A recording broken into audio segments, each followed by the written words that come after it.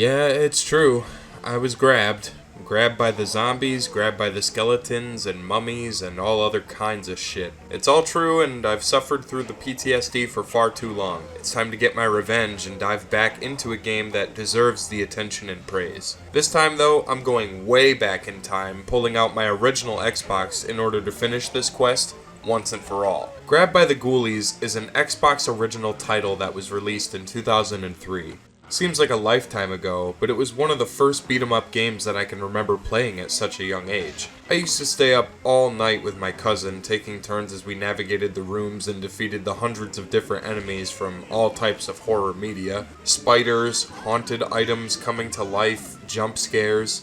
It seemed to have all the makings of a memorable timepiece. Rare is the same company that made the OG Banjo-Kazooie games, which I vaguely remember playing at a really young age. They used to go under the name Rareware until that was shortened. I usually think of how the dialogue was designed in those old school games, with no real words, but instead someone just looping a silly noise while the text spawned on the screen. I kinda miss dialogue like that, just get some idiot to go unga unga unga into a microphone for 10 minutes and spell out the text. Rare has made a few great games in its time, and to talk about them all, I'd probably be here all day. Instead, I'm only going to talk about Grabbed by the Ghoulies. It's a simple video game where you take control of Cooper, a boy who's traveling with his girlfriend Amber through a deep, dark, woodsy area when suddenly, the two of them take notice of a spooky house. Desperate for shelter, they attempt to stay there when Amber is suddenly kidnapped by the house owner's pet gargoyles. Cooper hastily makes his way inside the crooked house, and chaos ensues. I remember seeing an ad for it in an old Xbox magazine as a kid. Here's one that was posted to Facebook not that long ago, and I happened to catch a glimpse of it. The goal is to beat the shit out of everything in sight. All throughout the game, you're introduced to various species of zombies and classic nightmare creatures depicted elegantly with their own tactics, movesets, and abilities. The enemies range from mummies to spiders to haunted objects like doors or chairs or paintings, small enemies like imps, ninja imps, flying imps. I mean, holy fuck. For a game made all the way back in 2003,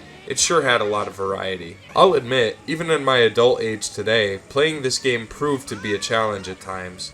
The objective, besides progressing the story, is to survive each and every room that Cooper enters. On your first playthrough, you'll be surprised with each random assortment of decorative yet brilliantly designed rooms. Again, for the time, it was pretty cool to destroy all the furniture and pottery that surrounds you. Never before had I seen a destructible environment such as this in a video game. Each room may or may not contain an objective, many of them I'll discuss throughout the video as I go along. I do think it's safe to say a lot of the game consists of wiping every room clean of enemies in a specific way, then proceeding further into the creepy manner.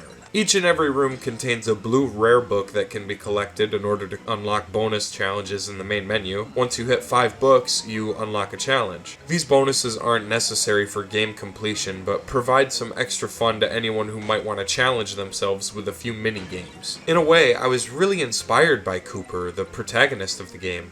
When I was really little and very much susceptible to the dark imagination that I couldn't turn off, I mean, I was afraid of Jaws for fuck's sakes, it was kind of a relief playing as a kid in a game where the mission isn't to hide or to escape, but to instead beat the shit out of everything you'd think would turn us all away in an instant, even as adults. Cooper was a badass, plain and simple. Let me ask you this, would you fight a fucking skeleton barehanded? Or, fuck, a haunted door? Whoa, what? Did I just see him headbutt the fucking thing? The thought alone is making my hand throb. This was also the first game that introduced both jump scares and QTEs to me. There are a couple of segments in the game where Cooper gets surprised by a random hellish entity.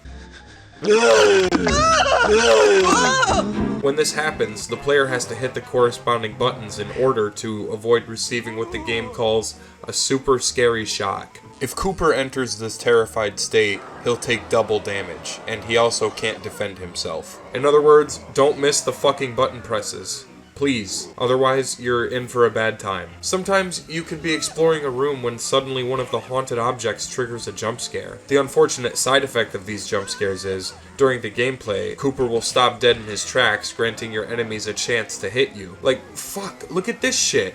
Stop looking at it, Cooper. There's a bunch of shit coming after you. If Cooper takes too much damage, you'll have to restart the room. Thankfully, you can collect soup cans throughout the manor that give you health or a temporary power-up to better the odds in your favor. The story and cutscenes are told in a unique storybook kind of way, with grunts and groans for dialogue instead of verbal words.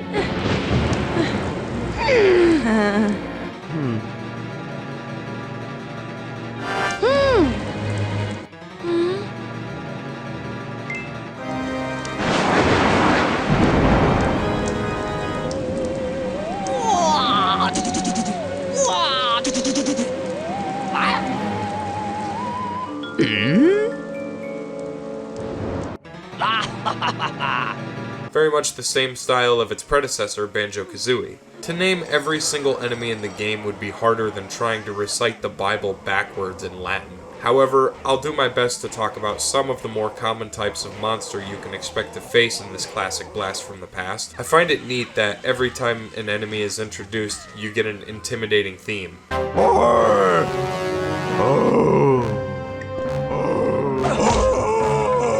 Skeletons are probably the most common enemy type, and are one of the smartest. When dealing with more than one of them, you'll notice quickly how they adapt. Some skeletons can grab weapons like Cooper, ranged or otherwise, and utilize them to their advantage. They also throw quick jabs, which can easily daze you if you're not on the move. Spiders and imps freak me out due to their size, but thankfully they're some of the easiest enemies to defeat. Just don't let them surround you too much and keep kicking those fuckers in the faces. The game throws curveballs at the player often, hoping to switch up the pace, which it does magnificently. You can't expect to beat up every single ghoul in the manor without repercussion. The mummies, for example, can't be defeated with anything other than flame. Punching them just angers them further, but temporarily slows them down. If you could somehow manage to knock a mummy outside of the room's boundaries, that works too. Zombies can swing their arms at Cooper to the point of detaching them, making them an easily accessible weapon if you're desperate. However, zombies and zombie pirates have a lot of health, so taking on just one can be gratuitous, let alone more than that. God help you at the fucking pirate dinner room.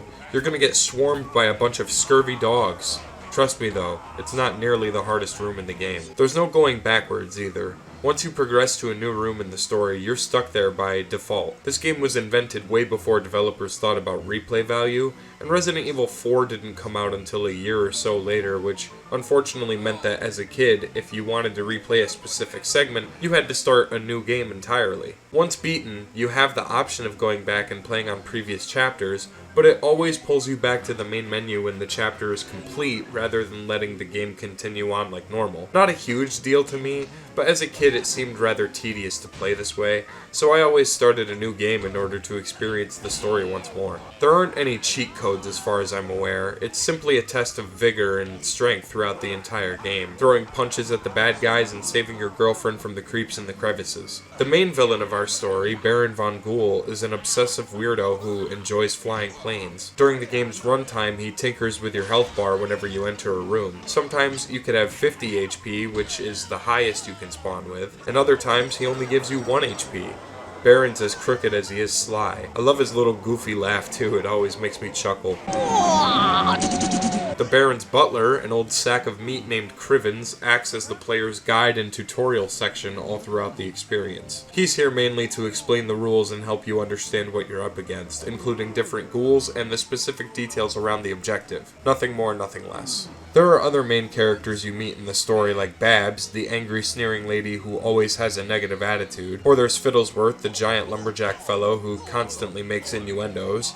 I'm not kidding, almost everything he says can be translated into something inappropriate if you pay attention. Just try and read this without cracking a smile. He has a water gun that belongs to his nephew named Little Willie, and when Cooper finds him, he says he was adjusting his tackle box. This dude's a fucking weirdo. Then there's Cook, who plays an integral role in saving Cooper's girlfriend.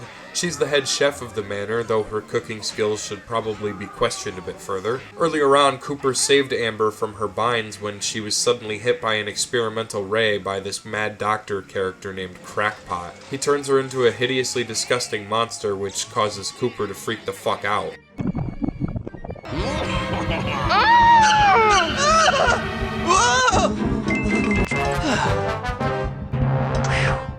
I find it hilarious that your very own girlfriend is a jump scare in this game. So now, Cooper has to go all over the house in order to find the things he needs to save Amber and get out for good. He needs a glowworm, a giant egg, and a final ingredient known as a large dungweed. Gathering these items takes a good chunk of time, and a lot happens between locating the three of them. You meet all sorts of crazy monster combinations. The Medusa is a pain in the ass with her rope-like weaponized hair and terrifying ugly gaze. If she makes eye contact with you, you'll have to press the QTE to avoid another scare. I always laugh because for some reason the Medusa sounds exactly like Marge Simpson.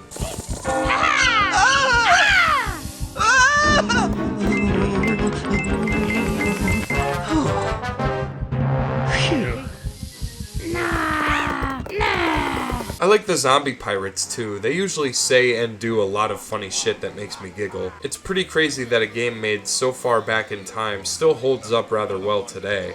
I could see people playing something like this, and I'm sad that this genre isn't all that expanded upon. Here's an idea for a game. Drop the player in a spooky house, fill it with monsters, give them only their bare fists. Plain and simple, yet straightforward and satisfying. Maybe I was a little too ambitious. Ooh, missed me. That was a good combo right there. Yeah. All right. Oh no.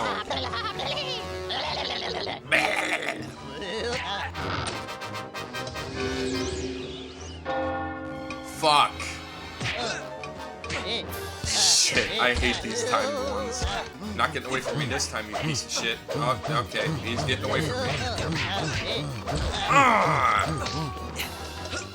Yes, okay, good. Doing good. This is it. The ultimate challenge. Good. Shit in my face. Oh, I remember this one. Can't kill two enemies of the same type. Yeah. Oh, wow, that's a lot of Mini Coopers. Ah, you fucking asshole. Just fucking lay into him.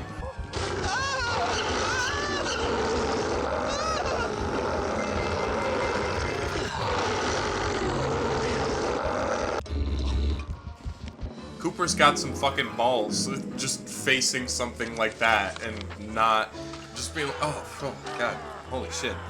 I gotta caught my breath there. 5 HP? Are you kidding me? She just takes the gun away from us, because she's like, you're having fun with it, and I don't like that.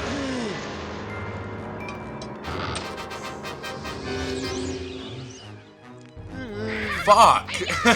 Shit! Are you fucking kidding me? Come on, I'll take the shit out of a kid. God, it's oddly satisfying to beat the shit out of them. And they just miss every shot because they're not as cool or fast as Cooper. A child cannot beat me. Plain and simple. Come here, you fucker. I haven't even killed the Hunchback. I've just been tormenting all the other fucking monstrosities in this house. He's like, come on, you little sons of bitches. Who has an entire room dedicated to fucking clothes? That's enough of this. Oh no, get away from me. Oh my god, Dude, oh my god. Oh my god, she's so scary. I remember getting so much anxiety from this. The only way to beat her is melee. And even then, you have to time it perfectly, because if you don't, you're just gonna get stuck like this.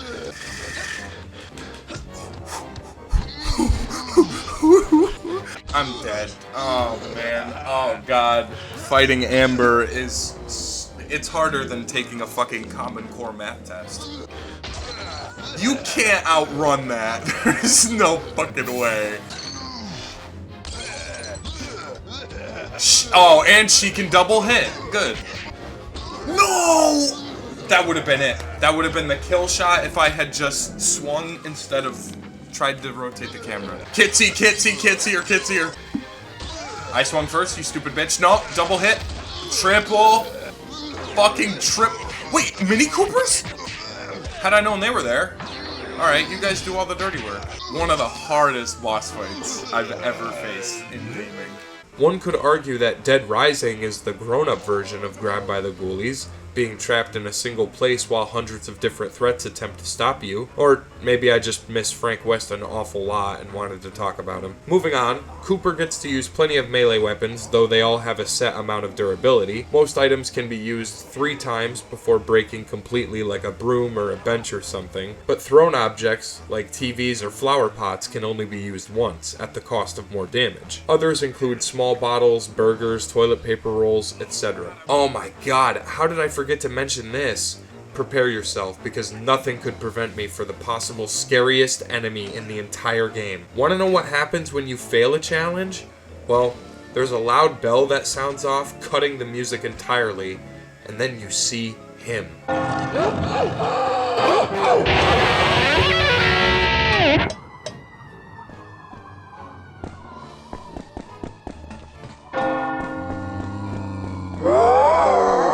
The Grim Reaper is in Grabbed by the Ghoulies.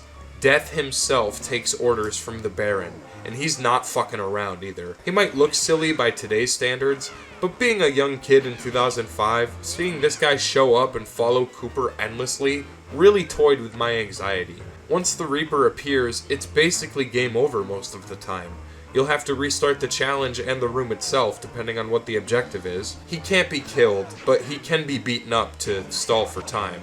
This is a good strategy to get away from him, but it proves to be pointless. Sometimes other ghoulies will slow him down for you, but it's not always a guarantee. With his deadly touch, the Reaper will chase you down all fucking day until he gets you. Once he does, Cooper falls dead while he hits a sick air guitar, asshole. Whoa, wait a minute. Is he saying Cooper? What the fuck? How did I never notice that as a kid? I mean, I can't imagine he's saying something else. It sounds exactly like he's calling out Cooper's name as he hunts him down, further indicating that once the challenge is failed, you're more than likely fucked. This has to be the creepiest rendition of the Reaper I've seen in a long time. Contrary to the nonsense I just shat out of my butt, you're not always screwed if good old Grim shows up. Some soups, like the Dizzy Reaper, will allow you to escape an unfortunate circumstance pretty easily, so give the Reaper a good old taste of American boot and send him on his goddamn way. One of the charming things about how this game was designed were the challenges. Remember how I said it's not always easy?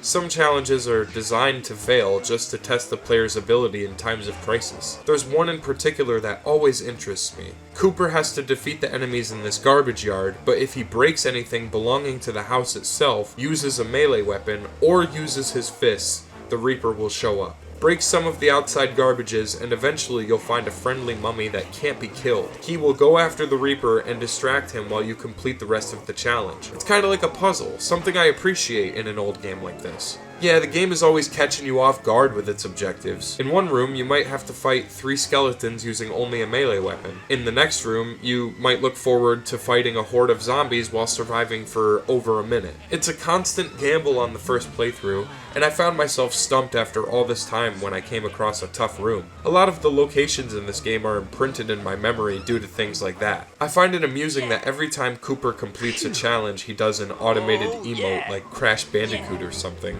It's pretty silly, but entertaining. I can't even tell you what the worst room would be, considering how complex they become as the game progresses. Personally, I think the hardest room is this one. Not only do you have to avoid this heaping pile of goat shit, you also have to find a key hidden in the room, find a ghoul key, which means killing the ghoul that has the key, and you're not allowed to kill skeletons. Trust me, if you make it this far in the game, you'll understand what I mean when I say it is the fucking hardest room. You really just have to stay on the move. Don't even bother trying to look back or whatever. All that matters is progression. I know I made the mistake of completing a room's objective, then sticking around for too long and dying, only to have to redo the entire room again. Don't get cocky if you can help it. Once those doors open, you fucking run. What a clever idea, by the way, being able to save your progress upon completing a room. Autosave wasn't 100% implemented in modern gaming like it is now, so back then you had to manually save your progress anytime you were done. Grabbed by the Ghoulies is legitimately a story novel though, so it makes sense that, just like a bookmark, we can pick up wherever we left off. Some scripted moments of the game allow Cooper the use of special weapons at times. Against the mummies, we were able to use a candle for a short time. Other cool highlights include when Cooper gets the soda pop revolver or the onion launcher, two projectile weapons that fucking demolish anything they touch. With the limited ammunition at play, Cooper has to be careful not to miss too many shots. Otherwise, the power meter on the right will have to recharge before he can use it again. The added advantage of this is you can swing the weapon at no cost to the shooting gauge, which knocks enemies back if you're overwhelmed. The only disadvantage is you can't pick up other weapons while carrying one of the guns. You just have to wait until the corresponding character comes to take away whatever device you've been given before proceeding. You use a fire extinguisher for the fire enemies, obviously, the onion cannon for vampires, and the soda revolver for anybody really. It's a fucking hand cannon, there's not many things you can't kill with that. Speaking of the vampires, who designed this? Why is she so busty? Disappointingly enough, there aren't many boss fights during the course of the game besides two in particular that I'll go over eventually. There are a few challenges that I've forgotten about long since playing this game, and it's amazing that as a kid I was able to complete some of them, because, like I said earlier, in my adult age now, I struggled with a few. Some rooms have limited hit challenges, which means Cooper can't hit anything more than what the number allows. This is tricky, but the easiest way around it is to find a melee weapon, as they do significantly more damage than your fists and knock down your opponents with ease. Melee weapons are available in every room, and much like Capcom's Dead Rising, I found myself impressed at a young age with the amount of different items and shit you can use against the horrors of the house. Unfortunately, most of the weapons are only durable up to 3 hits, so if you're fighting against a stronger enemy, you'll need more than that to take them down. There are also environmental ways to eliminate the enemies, like a giant fire pit that you can knock mummies into, or a large window in the main house. Both of these serve as good ways to get rid of an annoying enemy that you'd rather not fight. Continuing with the plot, Cooper returns with the final ingredient to turn Amber back into her normal self, but Cook accidentally mixes the potion with something nasty and unexplained. Amber turns into a larger, more hostile creature than before, chasing Cooper indefinitely with a powerful punch attack that can fuck you up if you're not careful. As a kid, this part used to infuriate me.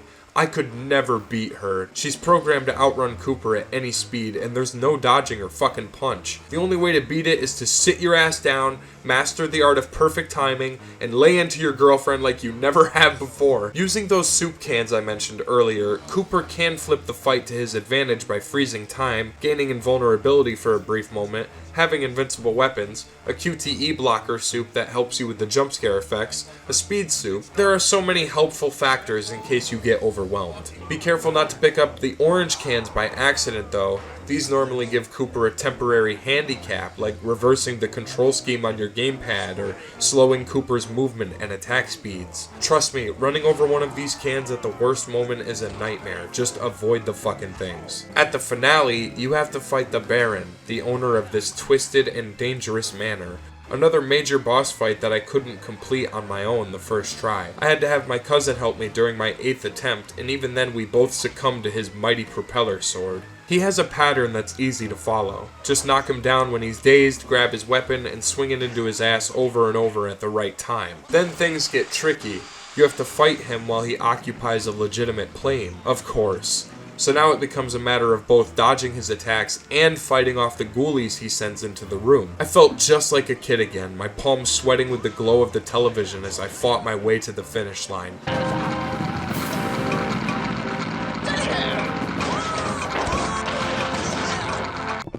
There, I did it. I beat the shit out of the Baron. I sent his sorry ass flying out the window.